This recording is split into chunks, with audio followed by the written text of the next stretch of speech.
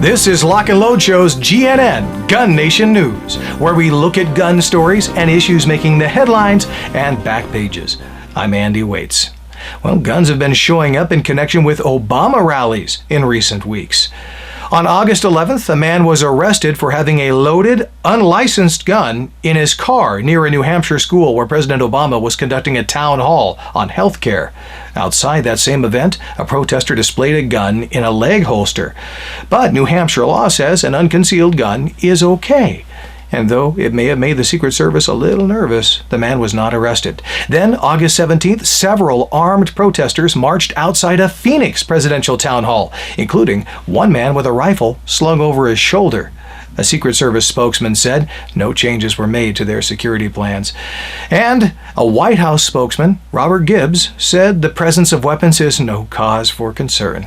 Gibbs said, quote, "There are laws that govern firearms that are done state or locally. Those laws don't change when the president comes to your state or locality."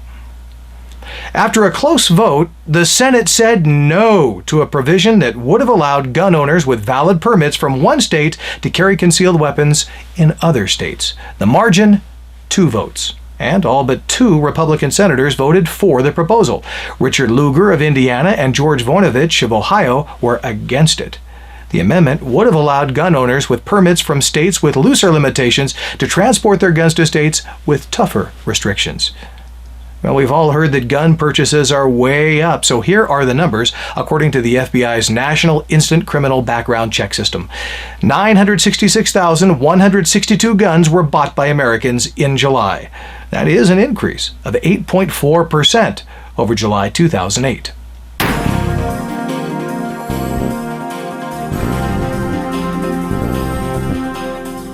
In our last Shoot Your Mouth Off segment, we asked what you thought of a new law in Tennessee and in Arizona that allows gun owners to carry in restaurants and bars. CM Lovejoy writes, "I value my gun rights, but I don't think guns belong in bars.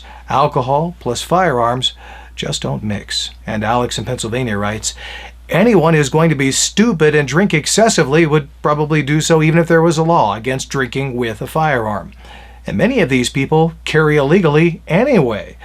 The point is that a person's right to protect themselves or others from deadly situations does not end when they have a few drinks. Their life is worth the same sober as with 2 beers in them." Well, thank you to everyone who commented. It's certainly a conversation worth having, and you can continue to carry that on if you like. But now it's time to shoot your mouth off again. And tonight's topic is the first story we talked about. What about carrying guns in the vicinity of the President of the United States? What is your opinion on that? Should there be a gun-free safety bubble around the President?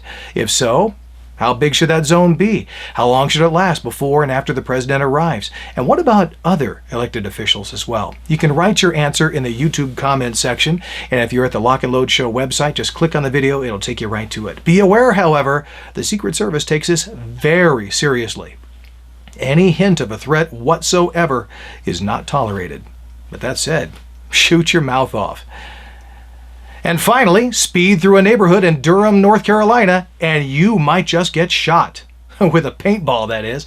A group called Angry Neighbors with Paintball Guns is fed up with people burning rubber through their fair area. So they've posted signs. Warning! Speed enforced by angry neighbors with paintball guns.